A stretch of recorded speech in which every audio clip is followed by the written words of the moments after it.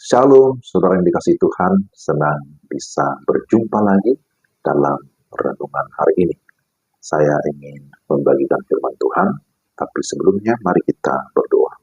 Kami datang kepadamu ya Tuhan, memohon anugerah, memohon kekuatan, memohon kesehatan, serta pencerahan, sehingga kami dapat memahami firman-Mu dengan benar. Dalam nama Yesus kami berdoa.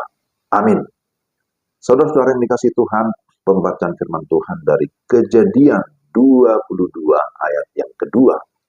Demikian firman Tuhan. Firman-Nya, ambillah anakmu yang tunggal itu, yang engkau kasihi, yakni Ishak. Pergilah ke tanah Moria dan persembahkanlah dia di sana sebagai korban bakaran pada salah satu gunung yang akan kukatakan kepadamu. Demikianlah firman Tuhan. Tema renungan kita, siap diuji.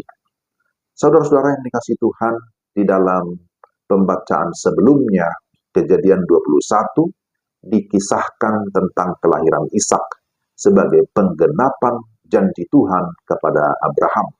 Kelahirannya sungguh mendatangkan sukacita di tengah-tengah keluarga. Akan tetapi dalam Kejadian 22, kita membaca bahwa kepercayaan Abraham diuji oleh Tuhan. Saudara-saudara, kita memperhatikan Abraham diuji dalam 3 hal penting. Pertama, ujian iman.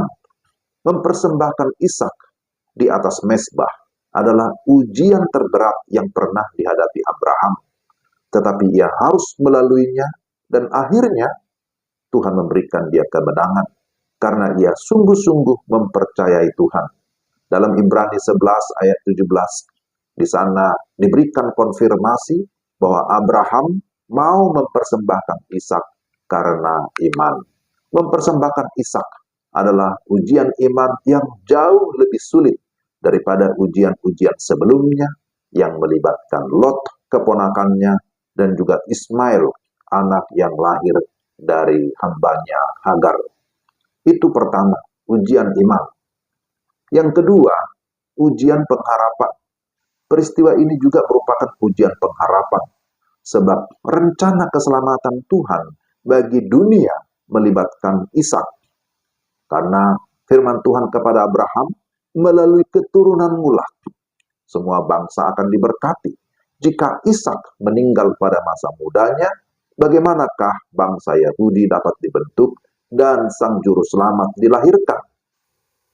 Ishak, sang anak tunggal, menjadi tipe atau tipologi bagi kedatangan Yesus, sang Mesias. Namun demikian, Abraham memiliki pengharapan yang hidup, sebab ia percaya kepada Tuhan yang hidup. Itu yang kedua. Ketiga, ujian kasih. Jelas bahwa peristiwa ini merupakan ujian kasih. Di dalam ayat yang kedua disebutkan, ambillah anakmu yang tunggal itu, yang engkau kasihi. Jadi ditegaskan di sini, yang engkau kasihi, yakni Ishak. Pergilah ke tanah Moria dan persembahkanlah dia di sana sebagai korban bakaran. Abraham pastilah sangat mengasihi anaknya, tetapi ia lebih mengasihi Tuhan. Ishak adalah pemberian Tuhan, tapi pemberian itu juga harus menjadi persembahan kepada Tuhan. Jika pemberian itu menjadi lebih penting daripada si pemberi, maka pemberian itu bisa menjadi berhala. Ini prinsip yang sangat penting. Saudara-saudara yang dikasihi Tuhan, sebagaimana Abraham, kita juga sebagai anak-anak Abraham secara rohani harus juga siap untuk diuji. Dan percayalah bahwa ujian itu tidak melebihi kemampuan kita. Melalui ujian, kita semakin mengenal siapa Tuhan dengan cara yang baru. Seperti Abraham semakin mengenal Tuhan di dalam bagian ini, bahwa Tuhan disebut sebagai Yehovah Jireh, Tuhan yang menyediakan, bahwa Tuhan menyediakan korban pengganti untuk memberikan kita kehidupan. Abraham mengarahkan pandangannya jauh ke depan kepada Kristus dengan iman, dan dia bersuka cita karena Tuhan tidak pernah membatalkan perjanjiannya. Mari kita semakin mempercayai Tuhan dan mempersembahkan hidup kita untuk dipakai Tuhan, sebagai alat Tuhan, sebagai hamba kebenaran. Amin. Mari kita berdoa. Tuhan, terima kasih untuk renungan hari ini. Kami berdoa supaya Tuhan memberikan kami kekuatan dan juga kesiapan untuk menghadapi berbagai ujian seperti Abraham yang siap diuji, baik imannya, pengharapannya, dan kasihnya. Kiranya Tuhan terus memimpin kami supaya kami tetap hidup di dalam Tuhan, bertumbuh bahkan berbuah di dalam Tuhan. Terpujilah namamu, dalam nama Tuhan Yesus kami berdoa dan mengucap syukur. Amin. Demikianlah renungan kita hari ini. Tuhan memberkati Bapak, Ibu, dan Saudara sekalian. Shalom.